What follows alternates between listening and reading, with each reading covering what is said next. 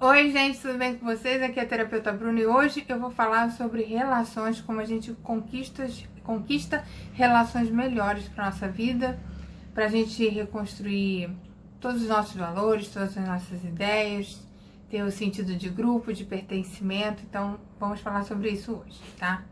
Bom, uma das coisas que marcam o lar disfuncional e às vezes a gente não se dá conta, a gente sabe, mas não se dá conta, é que os valores de lá e os princípios geralmente são diferentes, principalmente quem é o dourado mais desperto e quem foi o bode expiatório da família, começa a sentir que os valores são diferentes. E essa identificação pode ter acontecido na tenridade, muito novinho, você já percebeu que os valores, o sentido de ética, o sentido ali de código moral interno já é diferente da família, tá?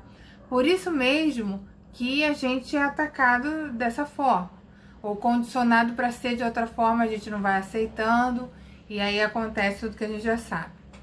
Mas os nossos princípios, geralmente quem é bode expiatório, tem um sentido assim muito correto, pessoas muito corretas, porque precisou se ligar a alguma estrutura, né, ter uma estrutura mais externa para poder se organizar internamente. Então é comum a gente já identificar os valores e os princípios aí diferentes da família, tá? Como os valores e os princípios vão norteando a nossa vida, a gente fica mais feliz e muito mais em harmonia quando a gente começa a construir a nossa vida baseados nesses princípios e valores, tá?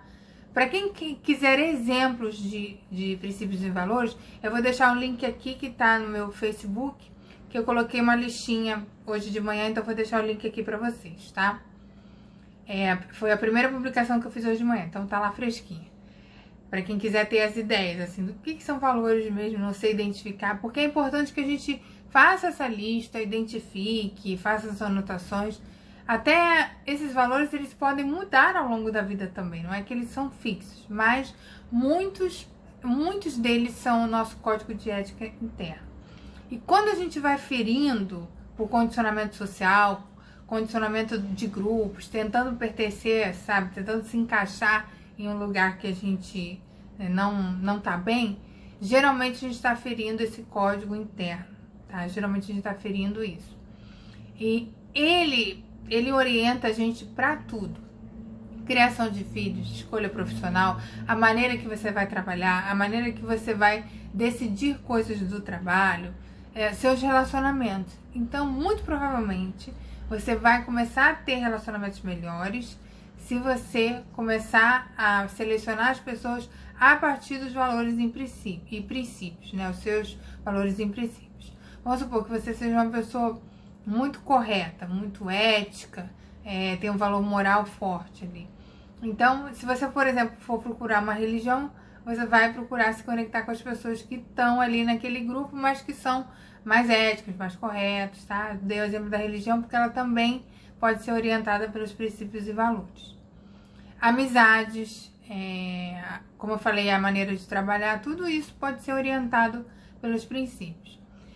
E eu vejo que como a gente tem muita ainda confusão por conta da desestrutura interna, porque o bode expiatório, que vem de lado disfuncional, vai precisar de rever a vida. E esse processo de rever a vida é bem doloroso. Porque as pessoas falam assim, às vezes as pessoas falam assim, você está julgando a família. Não é o julgar, a gente está identificando, são nomes aos bois, tá? Quando a gente fala bode expiatório, vem aquele alívio na cabeça, porque a gente identificou. Quando a gente fala a expressão ovelha negra da família, a gente identificou.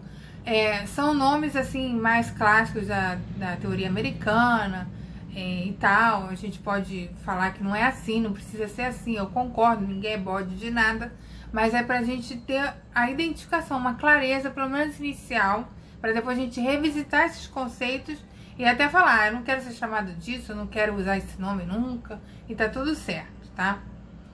Na família, quando a gente começa a sair dessa dinâmica e começa a reconstruir a nossa vida, o que acontece? A gente fica sem uma bússola. Então a sugestão que eu tô trazendo hoje para vocês é que vocês saibam que essa bússola pode ser os valores e princípios, esse primeiro norte, tá? Então, se você vai empreender, por exemplo, você pode começar a empreender pelos valores e princípios, inclusive, muitas missão da empresa, quando tem lá, né, missão da empresa, está orientado pelos valores e princípios do seu fundador. Então, orienta muita coisa. E nas relações, é bom a gente identificar isso mesmo, né? Quando a gente casa, geralmente, quando a gente faz uma escolha mais acertada no casamento, é porque a pessoa tinha valores e princípios muito parecidos. Por mais que os pares ali, os cônjuges, sejam completamente diferentes. É mais fácil a gente se ajustar quando os valores e princípios são parecidos e os gostos, as manias, os jeitos são mais diferentes do que ao contrário. Ter gostos, parcerias, identificações mais próximas e os valores serem muito, muito diferentes. É mais difícil assim. Então você pode se orientar com isso também para as suas amizades. A escolha do seu grupo social, tá? Como você vai reger a sua vida.